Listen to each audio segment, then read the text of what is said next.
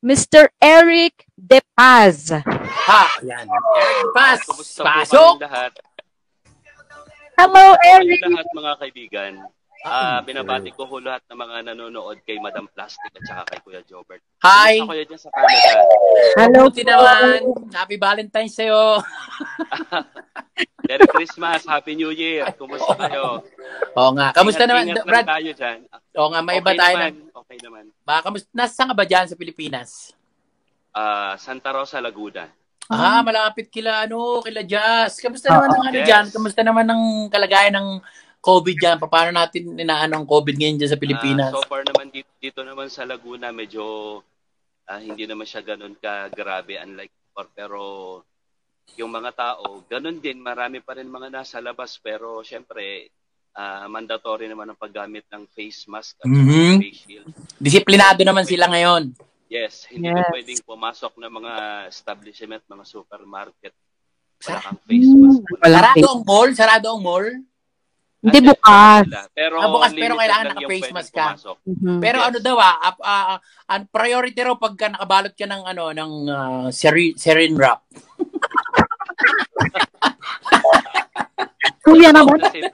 Pag balot na balot ka, tumatalon-talon ka lang. Paunahan yan, safe yan. Mata mo lang daw may butas, tsaka may gumagano. Joke lang, may napatawa lang kita. Alam mo yung mga guest natin, parang seryoso masyado. Pwede kayo tumawa, kuya.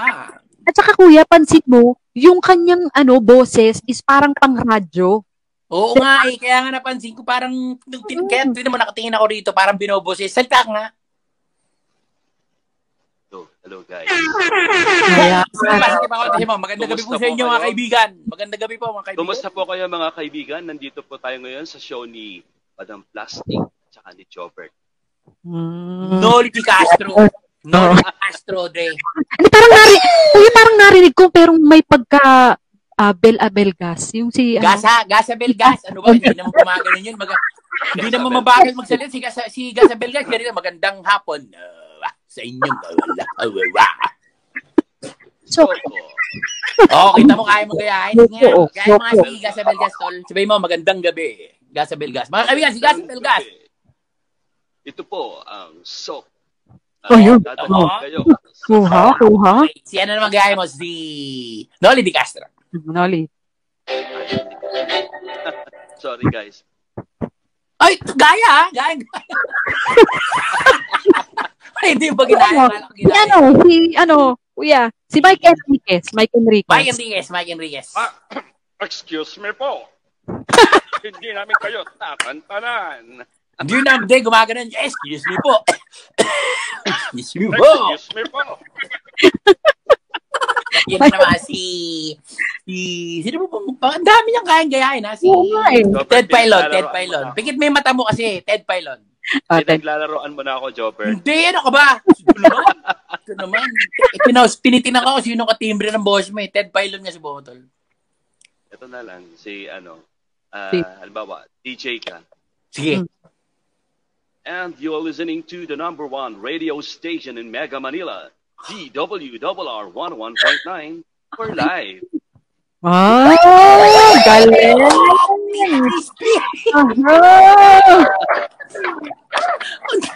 Pwede ka, tol. Pwede ka. Pag-uwi ko, i-recommenda kita. Alam mo ba, Kuya Jobert, maganda na naging guest natin dito si Sir Eric kasi meron tayong segment.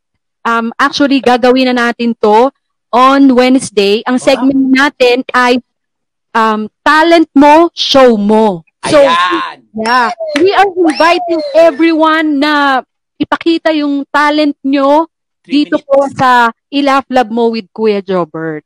Sa loob ng, bibigyan namin kayo ng 3 minutes para ipakita nyo yung talent mo. Sa loob ng 3 minutes, kailangan maipakita 3 minutes mo. to 5 minutes, yes. Kaya nag-audition ka. Pwede kang kumanta, pwede kang tumugtog, pwede kang sumayaw, lahat ng talent na gusto nyo pong ipakita. Sige na, sample, Eric, ano bang sinong favorite na singer mo sa... Ay, magaling niya kumanta, Kuya. PM. Sige. Hilig ako sa mga songs ni Martin. Ayan, sabi ko na nga bakit. Isang chorus lang nung kanta. Yung range ng boses ko is Nonoy Zuniga, sabi nila. O sige na. Martin Zuniga. O sige nga, Martin isang Sonia. Ako naman. Martin, isang chorus lang ng kanta ni Martin. Kanta mo yung ano ba yung kanta ni Martin? Chorus talaga. Oh. Sige, isang chorus. At kung hindi ang panahon upang ikaw ay mahalin Bro. kas walang hanggan Ah, ay maghihintay pa rin. ayun! Grabe! The best! Okay ka lang ba, Jobert? Naalala ko yung... Alala ka, kuya? Alala ka? Naalala ko yung kaklase ko nung grade 2. Bakit? Anong nangyari? Kinaganda ko sa yung lalaki. Alak naman kung ano. Hoy, walang biro Pinapatawa na kita. Meron kang talent tol, Eric. Oo, may talent. Kamukha mo siya, si kumanta ng This is the Moment. Kaya ako Eric din Eric Eric ang San. pangalan. Sabi na walang lokohan. Guys, yung mga nanonood sa atin ngayon, sabihin nyo, nagsisinungaling ba ako? Kamukha niya, si. Oo, kamukha nga. This is the moment. Ayan. Thank you, Sir Eric. Pero ano ba yung bakit po ba kayo napatawag dito sa I-Laugh Love Mo with Kuya Jobert dito po sa Idol to segment? Siyempre, bukod sa, siyempre, nakakaaliw yung programa ninyong dalawa kasi pag nanonood ako, tawa ko ng tawa. Thank Tapos, you. magaganda yung mga segments ng program nyo. At siyempre, gusto ko rin i-share yung experience ko dun sa isang tao na sobrang mahal na mahal ko. Uy. Kasi siya yung masasabi ko talaga na idol ko talaga. Mm-hmm. Kasi bukod sa tunay kong nanay, siyempre siya naman talaga yung number one idol natin bilang magulang natin. Yes. Meron kasing isang tao ako na ito siya yung sobrang malaki naging bahagi sa buhay ko. Mm-hmm. Actually, yung bahay na tinitirahan ko ngayon, dito pa rin ako nakatira sa kanya. Kahit 6 years ago, wala na siya. She passed away 6 years ago. At higit pa sa tunay na magnanay yung turingan naming dalawa. Lahat siya yung laging umunawa sa akin, tinanggap na ako bilang anak. So, syempre, yung mga sikreto niya, sikreto ko, hindi isinishare namin sa isa't isa. So, nakastay ako sa kanya for almost 29 years until now, kahit wala na siya. Ang masakit lang kasi dito, yung pinaka-biological na anak niya, siya pinakundanganan hindi siya binigyan ng importante. Dahil sa namatay yung magulang nila, naglalabas-masok sa ospital, pero hindi man lamang nila inaasikaso. So, parang ako yung tumayo na tunay na anak tao na to. Hanggang sa, alam mo yun na, meron ako halimbawa, may show ako halimbawa, kinabukasan. Pero nag-aagaw buhay siya that time, pero itinuloy ko pa rin yung show ko sa Manila. Dinadasal ko, tanay ang tawag ko. Nagpe-perform ako sa stage play, pero yung isip ko lumilipad na sa kanya. Hindi ko alam kung kumusta na siya, kung aabutan ko ba siya ng buhay. So, ayun. Sobrang sakit hanggang ngayon. 6 years na siya nawala sa hindi pa rin kami nakakabuo. Yeah, so, Kuya, walang galang na. Ilan ba ang mga anak niya? Ilan ba anak niya? Dalawa. Yung totoong anak niya? Dalawa. Ano nangyari at pinabayaan nila ng ganyan yung mga magulang nila?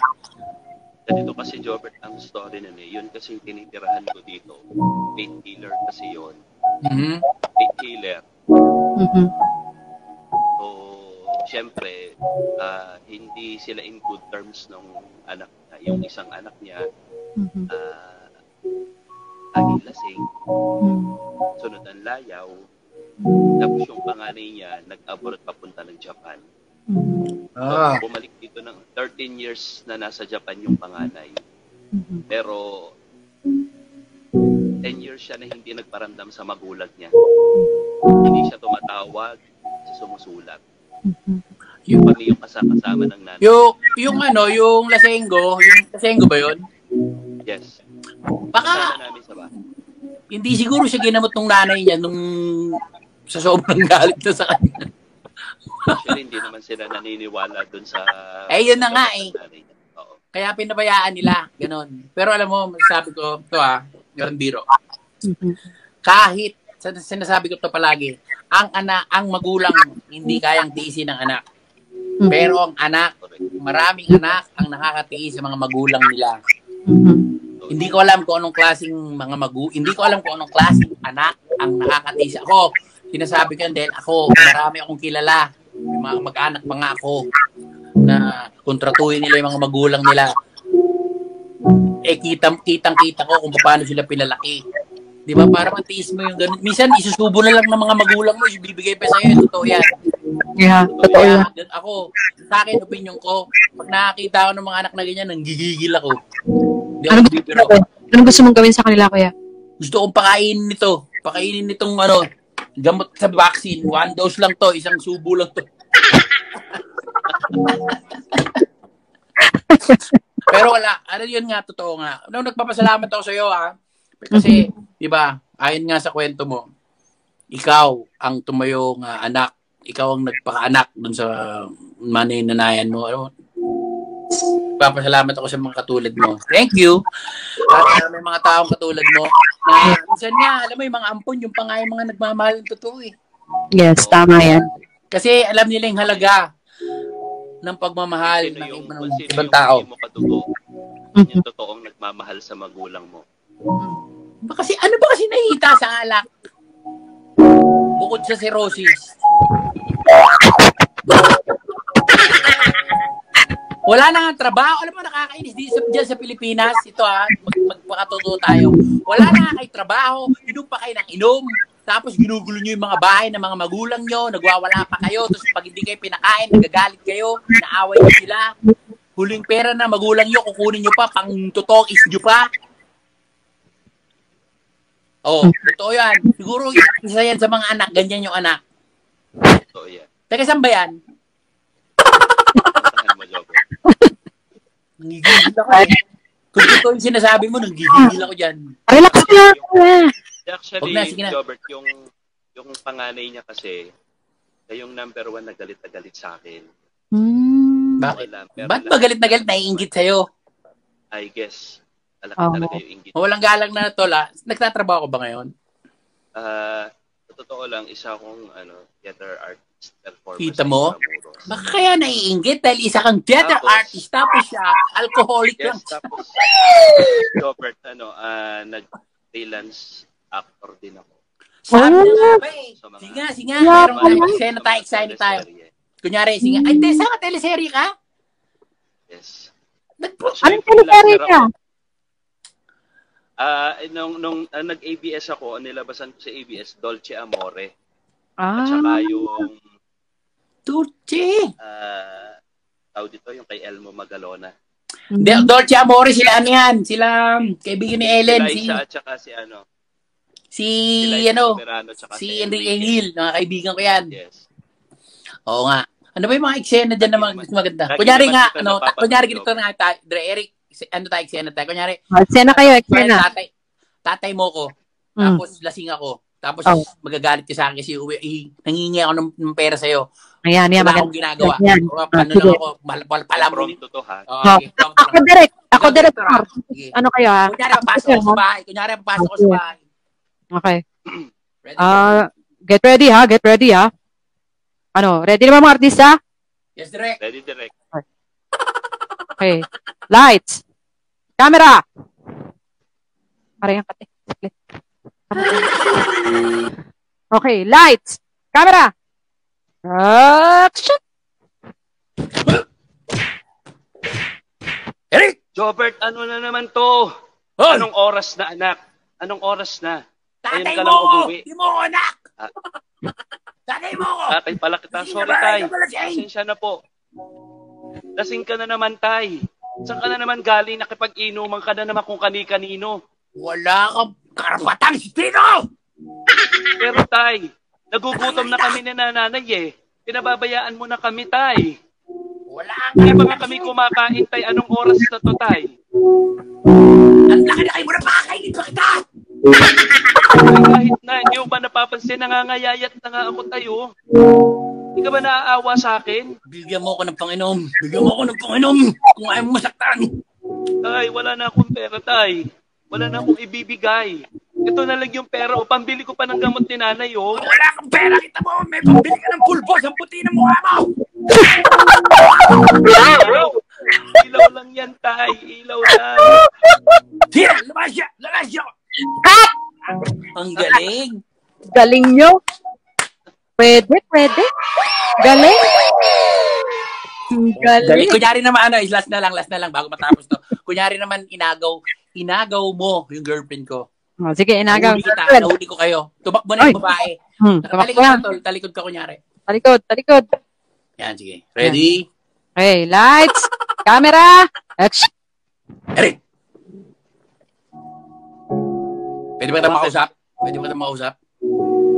Ano ba tayo dapat pag-usapan? Kaya nga kita kakausapin eh. Kasi sana sinabi ko magsinyasan tayo. Pwede ba tayo makausap? Salita ka. Pare, di mo ba alam na girlfriend ko si Arlene? Si Arlene. Nakita ko kayo eh. Nanonood kayo yung scene eh. Teka muna. Pare naman. Hindi.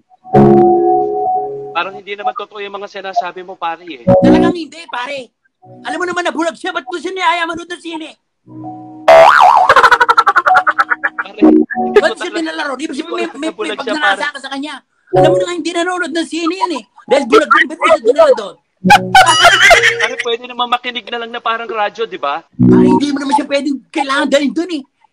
May intention ka kaya mo siya dinalaro.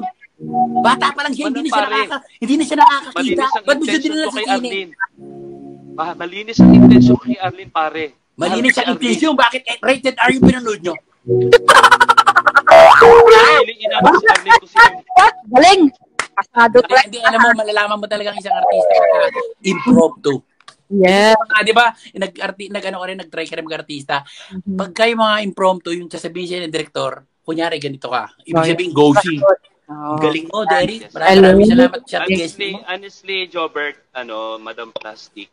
Nag-workshop ka ba? 2010 up to yes. Since since 2010 kasi up to present, meron kasi kaming theater group sa Intramuros. Ano yan? Sa Metropolitan Theater? Jobert, kasama ko si Gary Lim. Alam mo, ako dati doon, nagtrabaho ko dati sa Metropolitan Theater, house composer ako doon. Gumagawa ako ng mga play, gumagawa ko ng mga kanta. Sana nga ma-restore yung Metropolitan Theater. Alam ko, ginagawa nila eh. Galing mo rin umarte, no? Since 2010 hanggang ngayon, ako yung gumaganap ng Jose Rizal sa Intramuros. Hanggang wow, tagal na. Kunyari si Bonifacio ako, si Jose Rizal, kaya nag-usap tayo. Tiga, gusto ko lang makita kasi nga, di ba, Rizal? Sige. Okay. Last na lang, last 2 minutes. Ready? Mga artista, ready na kayo? Ready. Okay. Lights, camera, action! Magandang araw sa iyo, Sir Rizal. Rizal! Buenos dias, amigo. Buenos dias. Gusto kong malaman kung ikaw nga ba talaga ang nagsulat ng Noli Me Tangere. Baka kapatid. Gusto ba bang makita ang patunay? Gusto ko. Kaya nga ako nandito eh. Lain binahay ko eh. Sakit na nga ng puwet ko. Kabay sinakyan ko eh. Gusto mo bang awitin ko ang Di Ultimo Adios para malaman mo? Ako talaga nagsulat. Ikaw rin nagsulat noon? Di Ultimo Adios? Wala nang iba. Hindi mo ba alam na ako nagsulat ng Deng-Deng? Ultimo Adios. Alam ko ang Ultimo Adios. Gusto mo ako magsabi sa inyo ng Ultimo Adios? Kabisado ko yun. Ultimo Adios. Ituloy mo lang. 1, 2, 3, 4, 5. Ultimo Adios. Wow. Ayos! Maraming salamat sa iyo, Eric. Napaka-game mo. Thank you yan ng mga Very gusto good, kong very games. good. Salamat din, salamat. Mas seryoso kasi kaya naman pala, theater artist to eh. Oo. Alam mo, theater artist talagang humuhugot yan ng Actually, mga marami tayong mga friends na showbiz? Ayan. Nagpieta ka rin siguro, no? Nawawala ka, Sir Eric. Nawawala ka po. Okay. So, Kuya, maraming salamat. thank you sa'yo, Sir Eric. Napakaganda. Maraming salamat. mo. Ayan. Thank you. Good luck sa iyong career. Galing ni Eric, ano? Oo, magaling po nga. Ibig sabihin, hindi siya kumikibo, nakabaon pa siya sa karakter niya. Oo.